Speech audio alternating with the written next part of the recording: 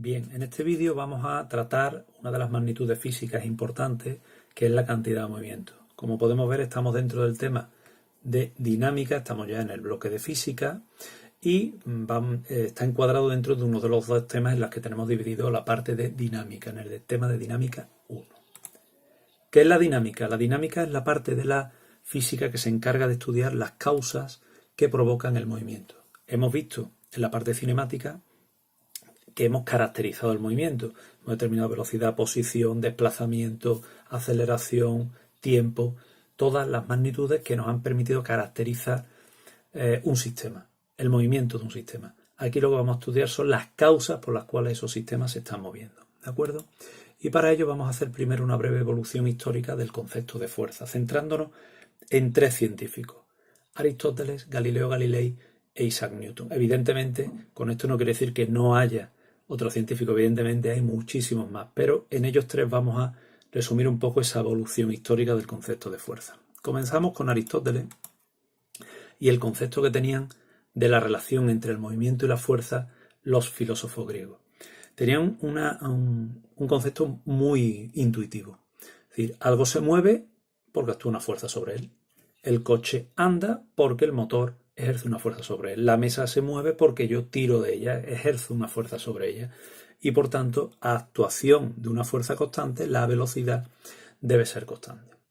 Es algo muy intuitivo y que todo el mundo, digamos, era la idea preconcebida que tiene todo el mundo. Galileo Galilei, en el siglo XVII, propone que para que un objeto esté en movimiento, un sistema esté en movimiento, no es necesario la actuación, ojo aquí, y aquí es lo importante, que no es necesario que actúe una fuerza resultante sobre él. Galileo no dice que no actúen fuerzas sobre el sistema, es imposible que diga eso porque para empezar actúa la fuerza gravitatoria, sino que dice que puede haber objetos que se muevan con velocidad constante y que el sumatorio, la resultante de todas las fuerzas que actúen sobre él, sea cero. ¿De acuerdo? Por último, Newton, resumimos, digamos aquí, las dos ideas más importantes sobre la parte de dinámica que vamos a estudiar, que son las leyes de la dinámica, que se encargan de estudiar el movimiento en la superficie terrestre, y la ley de gravitación universal, que explica las causas del movimiento de los astros en su momento alrededor del sistema solar. ¿De acuerdo?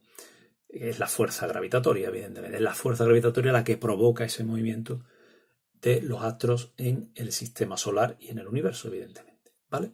Pasamos ya, por tanto, al estudio de la cantidad de movimiento. ¿Qué es la cantidad de movimiento? La cantidad de movimiento es una magnitud física que se encarga de caracterizar el estado de movimiento de un cuerpo. Para calcularla, partimos de la masa y de la velocidad que tiene ese cuerpo, ese sistema. Y de hecho la cantidad de movimiento se obtiene del producto de esas dos magnitudes.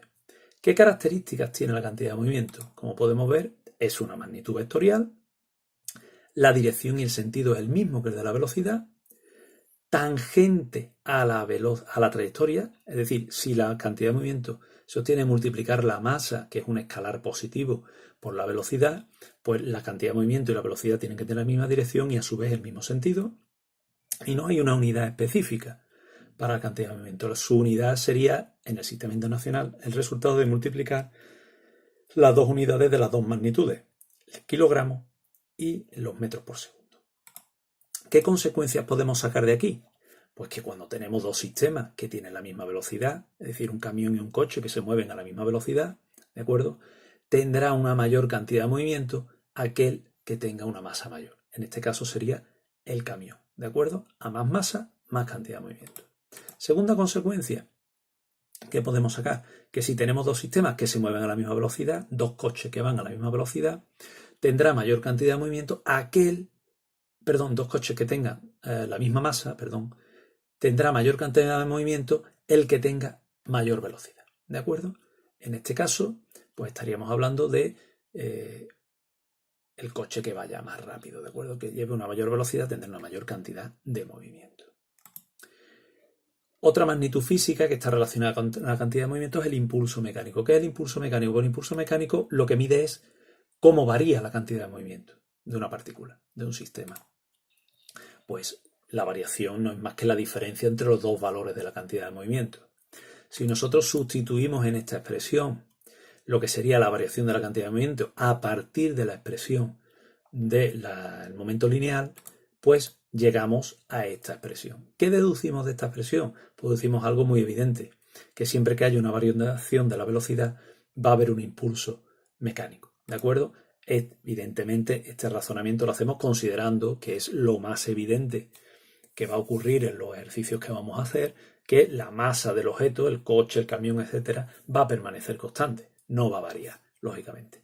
¿De acuerdo? Por lo tanto, relacionaríamos esa variación de la velocidad con el impulso mecánico.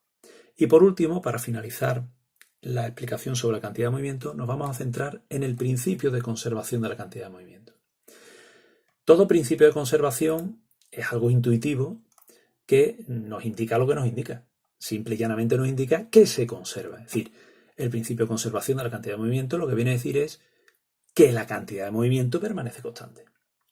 Es uno de los principios más importantes que hay en física y a mí me gusta explicarlo siempre antes de las leyes de Newton, no siguiendo el orden natural o lógico que siguen los libros de texto, porque el principio de conservación de la cantidad de movimiento es una ley de rango superior a las leyes de Newton. Y veremos en otro vídeo cómo podemos llegar a esas leyes de Newton a partir del principio de conservación de la cantidad de movimiento. Es decir, se pueden deducir a partir de él.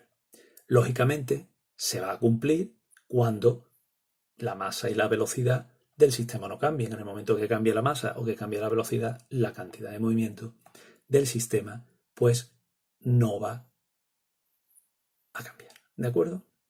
Finalizamos, por tanto, este vídeo explicativo